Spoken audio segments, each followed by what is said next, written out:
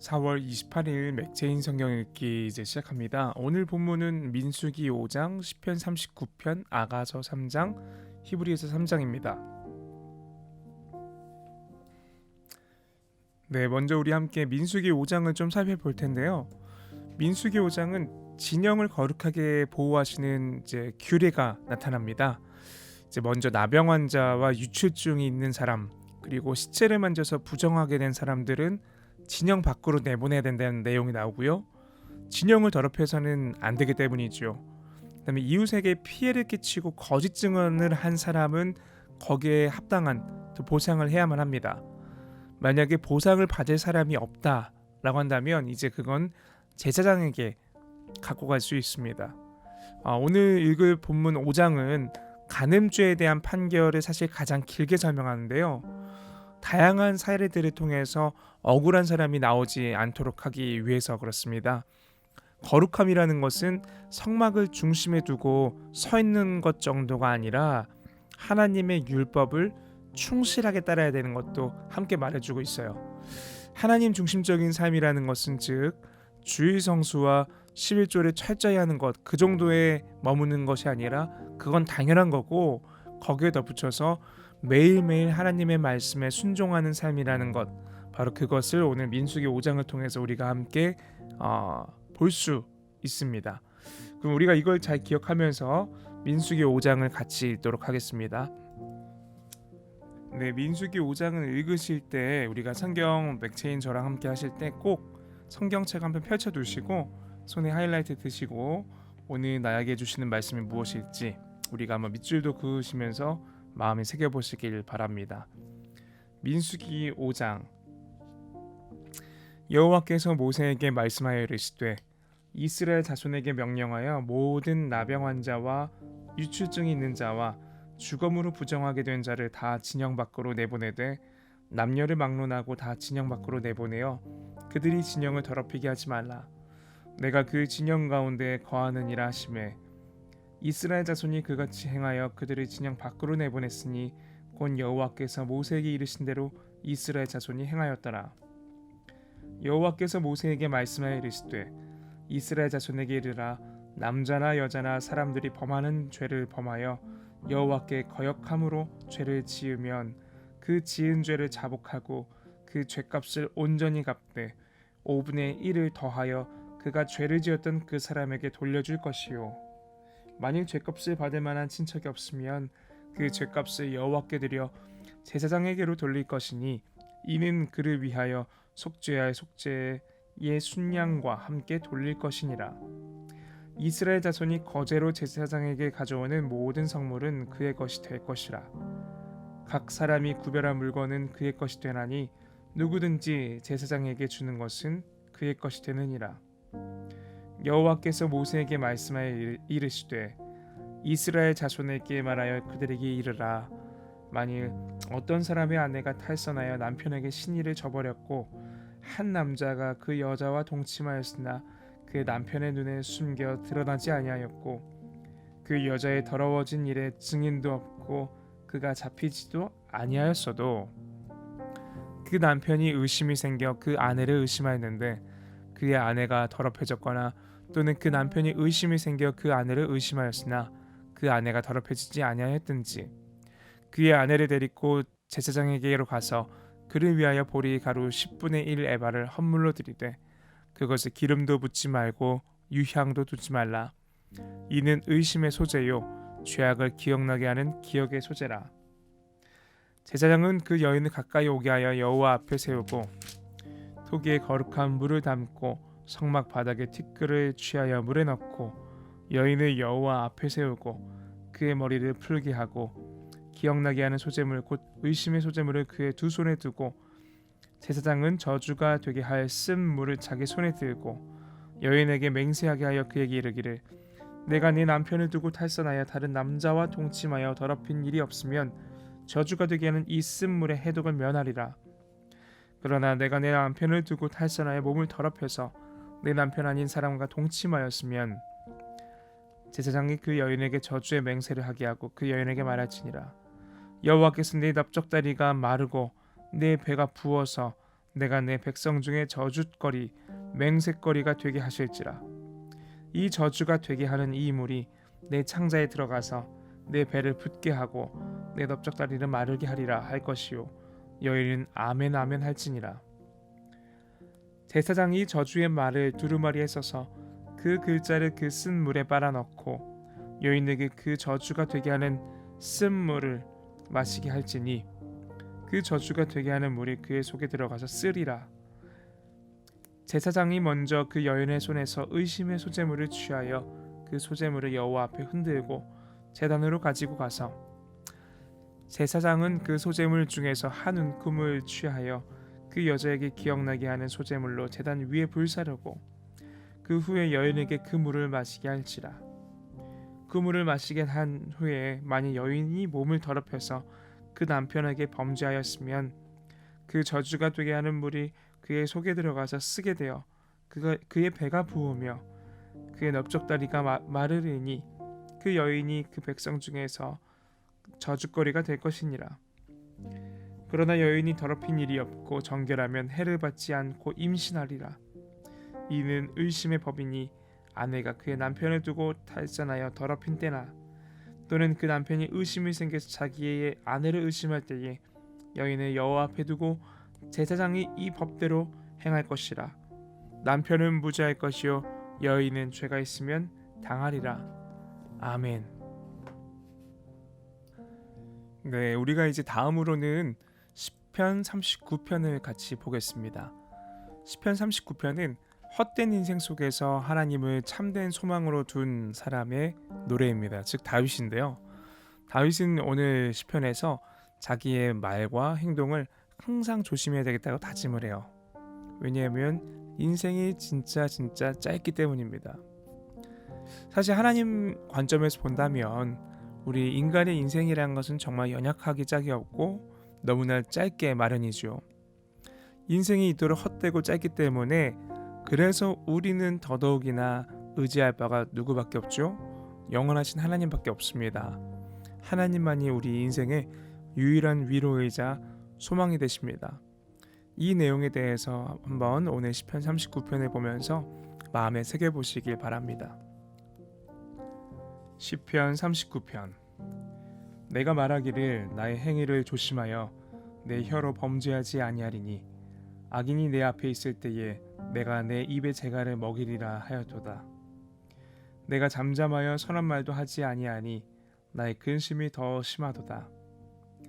내 마음이 내 속에서 뜨거워서 작은 소리로 읊조릴 때에 불이 붙으니 나의 혀로 말하기를 여호와여 나의 종말과 연한이 언제까지인지 알게 하사 내가 나의 연약함을 알게 하소서.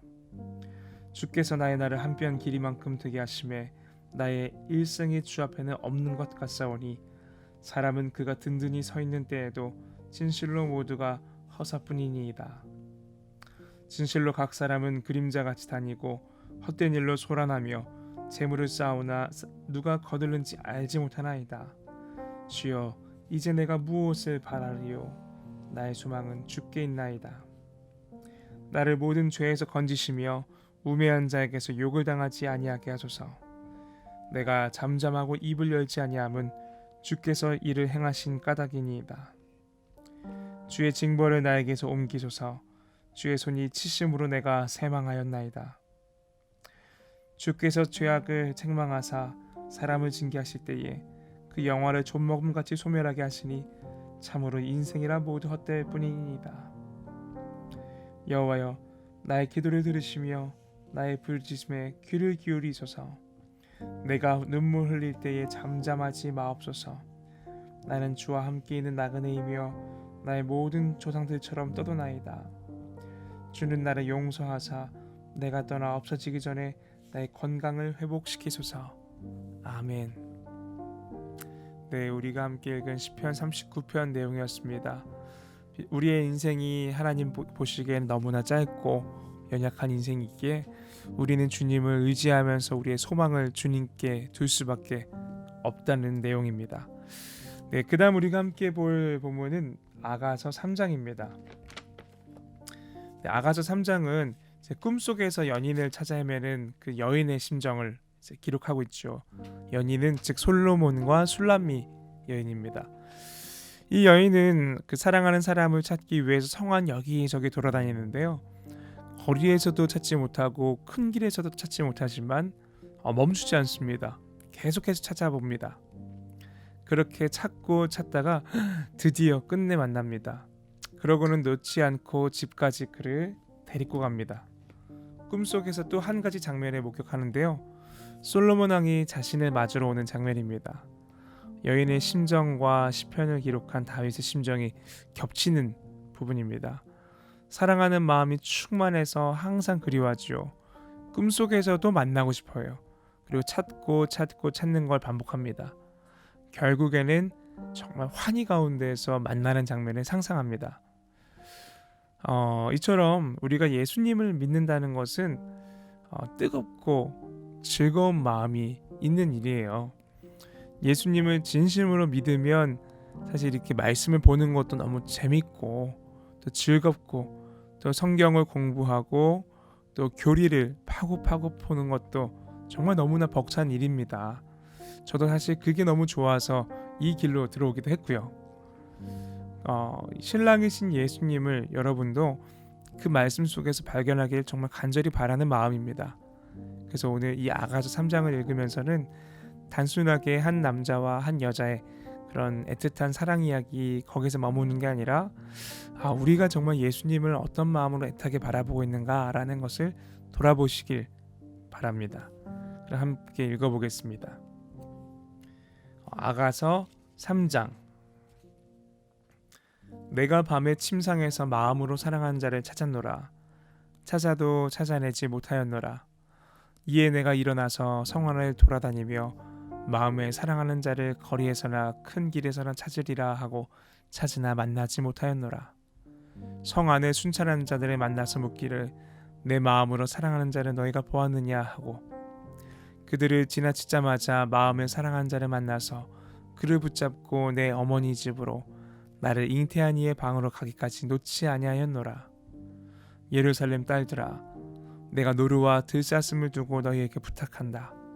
사랑한 자가 원하기 전에는 흔들지 말고 깨우지 말지니라.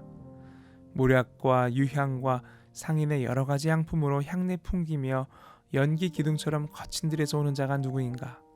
볼지어다 솔로몬의 가마라.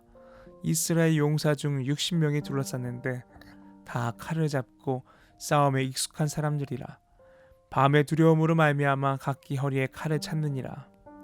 솔로몬 왕이 레바논 나무로 자기의 가마를 만들었는데 그 기둥은 은이요 바닥은 금이요 자리는 자색 깔개라. 그 안에는 예루살렘 딸들의 사랑이 엮어져 있구나. 시온의 딸들아, 나와서 솔로몬 왕을 보라. 혼인날 마음이 기쁠 때에 그의 어머니가 씌운 왕관이 그 머리에 있구나. 아멘.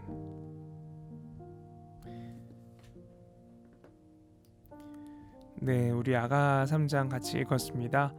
여러분도 이 아가서를 읽는 동안에는 정말 우리가 예수님과 나와의 관계를 신랑과 신부로서 한번 생각해 보면서 읽으면 훨씬 더 묵상과 은혜가 풍성할 거라 생각합니다.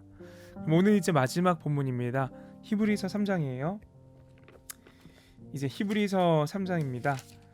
히브리서 3장은 우리의 대제사장이신 예수님을 깊이 생각하라고 권합니다. 예수 그리스도를 깊이 생각하는 것이 우리를 진정한 안식으로 이끌기 때문이지요. 이 히브리서의 저자는 미상인데요. 누군지 모르겠는데요. 예수님을 모세보다 더 큰 이로 소개를 합니다. 모세는 장래에 말할 것을 증언하기 위하여 하나님의 온 집에서 종으로 신실했다면 예수님은 하나님의 집을 맡은 아들로서 그와 같이 하셨기 때문이라고 우리가 봅니다. 따라서 우리는 그 예수님을 끝까지 붙들어야 되겠죠.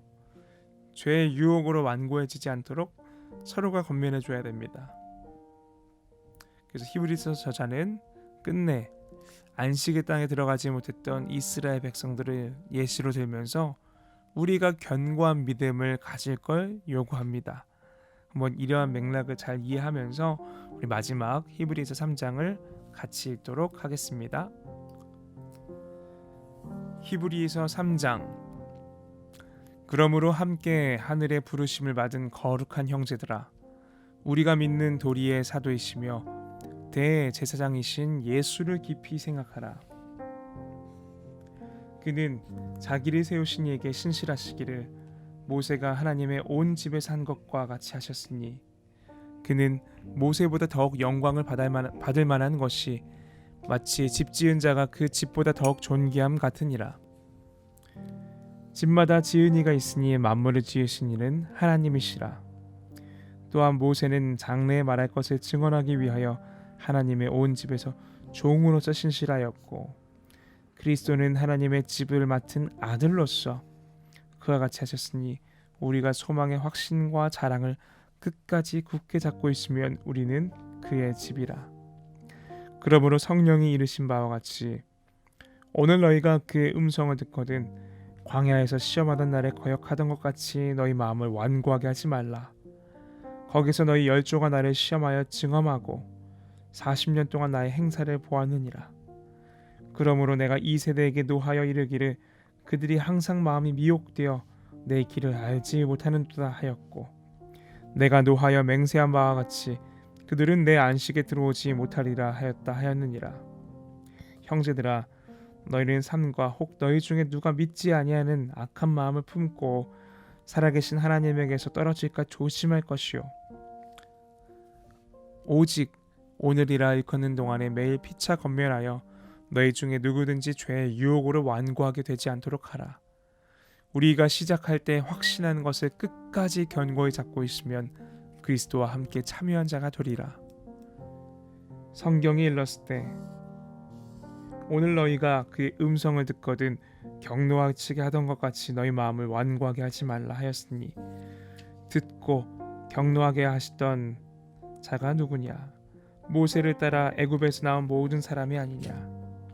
또 하나님이 40년 동안 누구에게 노하셨느냐? 그들의 시체가 광야에 엎드러진 범죄한 자들에게가 아니냐? 또 하나님이 누구에게 맹세하사 그의 안식에 들어오지 못하리라 하셨느냐? 곧 순종하지 아니하던 자들에게가 아니냐? 이로보건대 그들이 믿지 아니함으로 능히 들어가지 못한 것이라. 아멘. 네, 히브리서 3장 마지막 구절이 참 마음에 남네요. 그들이 믿지 아니하였으므로 능히 들어가지 못했다라고 합니다. 즉 하나님께서는 오늘 히브리서 3장에서 끊임없이 믿음을 가져라, 믿음을 가져라, 믿음을 가져라 말씀하십니다. 오늘 이 맥체인 말씀 기억하시면서요, 오늘 4월 28일이죠. 이 말씀 기억하시며 우리가 아까 민수기, 시편, 아가, 히브리서 말씀에서 보았던 것처럼 우리의 인생의 주인 되시는 바로 하나님, 그리고 신랑 되시는 예수 그리스도, 무엇보다 나와 늘 동행하신 성령 하나님, 이 삼위일체 하나님을 끝까지 믿고 의지하는 그 마음이 오늘 하루를 또한 버티고 또 새 힘을 얻어 살아갈 수 있게 하리라 믿습니다. 여러분, 그럼 오늘 하루도 말씀에서 새 힘을 얻으시고요, 내일 맥체인 성경 읽기를 통해서 또한 다시 한번 하나님과 함께 새롭게 하루를 시작하시길 축복합니다. 그럼 우리는 내일 다시 한번 맥체인으로 만나도록 하겠습니다. 복된 하루 보내세요.